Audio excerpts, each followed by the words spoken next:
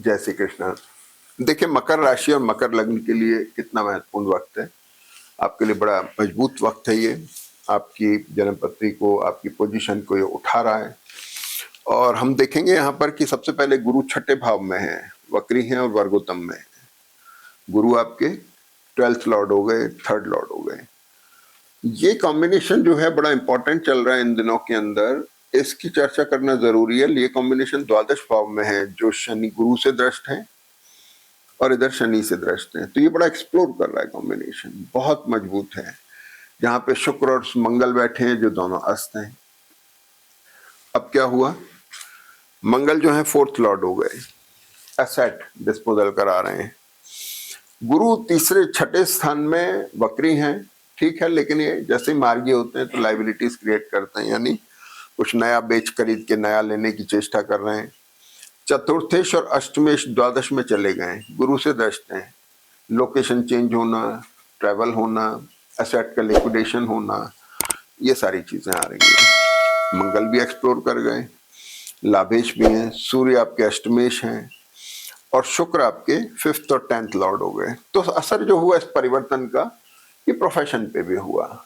जिनके बच्चे बाहर जाने को हैं, बाहर जाने के योग बनेंगे और प्रोफेशन में भी ये तब्दीली ला रहे हैं, चेंजेस ला रहे हैं। लेकिन अब ध्यान देने की जरूरत है, ये कॉम्बिनेशन थोड़ा फ्रीज कॉम्बिनेशन भी है। सॉरी, इस मंगल के ऊपर केतु की दृष्टि है, ये इसको फ्रीज कर रहा है। इस केतु की दृष्टि शुक्र के ऊपर है। तो ये कॉम्बिनेशन जो है बेसिकली एसेट का लिक्विडेशन, ट्रैवल करना और अपने उसमें लोकेशन के अंदर चेंज वाली पोजीशन ला रहा है।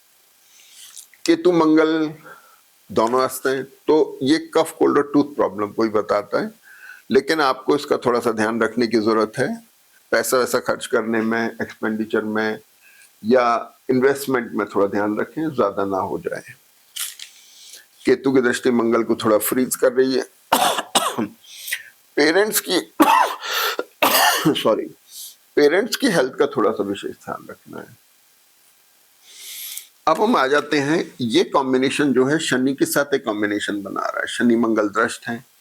जिन लोगों का विदेश से संबंधित काम है, उन लोगों के लिए ट्रैवल हो सकती है, बाहर से काम आ सकता है, काम फैल सकता है।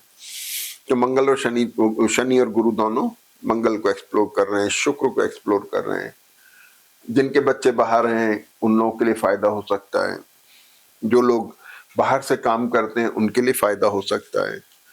तो ये सारी चीजें हैं। तो मंगल और शनि जो है इस कॉम्बिनेशन को बड़ा स्ट्रेंथ दे रहे हैं, लेकिन केतु और सूर्य इसको स्ट्रेस में ला रहे हैं। तो 12th हाउस और 8th हाउस जब स्ट्रेस में आता है, अमूमन लोकेशन चेंज होना, ट्रैवल होना, एसेट का लिक्विडेशन होना, ये चीजें दिखाई देती हैं। तो एक ये बात हो गई। राहु और केतु जो हैं थोड़े विम्सिकल मोड में हैं, असमंजस की स्थिति है। तो ये बात हो गई। अब हम आ जाते हैं, शनि है यहाँ पे, आपके चित्तवृत्ति को थोड़ा इसने अच्छा बनाया हुआ है। ये जो कर्क राशि है, इस पर मंगल की दृष्टि है, जो सूर्य के साथ और शुक्र के साथ बैठे हैं। बेटर बनाने की चेष्टा चल रही है, मैरिटल और बिजनेस रिलेशनशिप को अच्छा करने की। 7th हाउस प्रोफेशन का भी हुआ, कामकाज का भी हुआ, उसको बेटर करने की चेष्टा कर रहे हैं। तो क्या हुआ, वीक के शुरुआत में सबसे पहले चंद्रमा धनु राशि में, वर्गोत्तम में है। मंगल चंद्रमा एसिडिटी दे सकते हैं। शुक्र चंद्रमा एक अच्छा कॉम्बिनेशन है, लेकिन अपने को सोच विचार में ध्यान रखना है, बहुत एक्सट्रोवर्ट नहीं होना है। मैरिटल और बिजनेस रिलेशनशिप को लेकर के थोड़ा एहतियात बरतना है, एग्रेसिव नहीं होना है। केतु और गुरु की दृष्टि थोड़ा डिससेटिस्फेक्शन दे सकती है। केतु मंगल जो थोड़ा स्ट्रेस दे सकता है। तो पूरे वीक के अंदर किसी न किसी तरह का स्ट्रेस बना हुआ है। अगला वीक आपके लिए बहुत अच्छा जाने वाला है। तो चंद्रमा यहाँ पर है सुबह 10 बजे तक, फिर इसके बाद शाम को 4:30 बजे तक चंद्रमा यहाँ पर आ गए। यहाँ भी चंद्रमा वर्गोत्तम में है।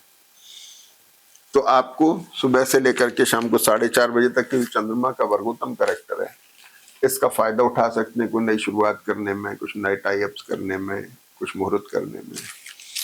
चंद्रमा जैसे मकर राशि में आते हैं तो इनकी दृष्टि सप्तम भाव पे होती है, जो मैरिटल और बिजनेस रिलेशनशिप का है और आपके प्रोफेशन का है, कामकाज का है।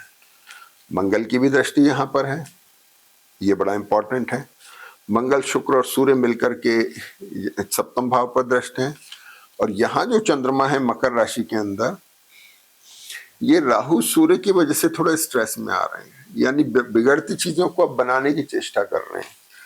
मैरिटल और बिजनेस रिलेशनशिप में थोड़ा स्ट्रेस आ रहा है, जो चीजें निकल रही थी अब आप थोड़ा संभालने की चेष्टा कर रहे हैं, तो थोड़ा केयरफुल रहने की जरूरत है। बोलने पे थोड़ा बहुत विशेष ध्यान रखना है, गलत बात मुंह से ना निकल जाए, इसका ध्यान रखना है। और राहु शुक्र का कॉम्बिनेशन इससे विम्सिकल बना रहा है चंद्रमा को, तो मकर का चंद्रमा आपका विम्सिकल हो गया, असमंजस की स्थिति हो गई, कैसे करें क्या करें वगैरह वगैरह। अब आ जाते हैं चंद्रमा कुंभ राशि में। कुंभ में चंद्रमा राहु के साथ आ गए। ये जो राहु चंद्र का ग्रहण योग है, इसकी दृष्टि अष्टम पे हुई, ट्रैवल का कारक हो गया। मैरिटल और बिजनेस रिलेशनशिप को अभी भी संभालना है, केयरफुल रहना है, अपने आप को पेशेंस में रखना, पेशेंस बरतना है, थोड़ा धैर्य बरतना है। चीजें धीरे धीरे ठीक होने की स्थिति में आएंगी, लेकिन केयरफुल रहें थोड़ा सा। राहु के साथ में गुरु की दृष्टि है, डिससेटिस्फेक्शन आ रहा है प्रोफेशन में, मैरिटल और बिजनेस रिलेशनशिप में, अपने व्यापार कामकाज प्रोफेशन में डिससेटिस्फेक्शन है, थोड़ा ध्यान रखने की जरूरत है।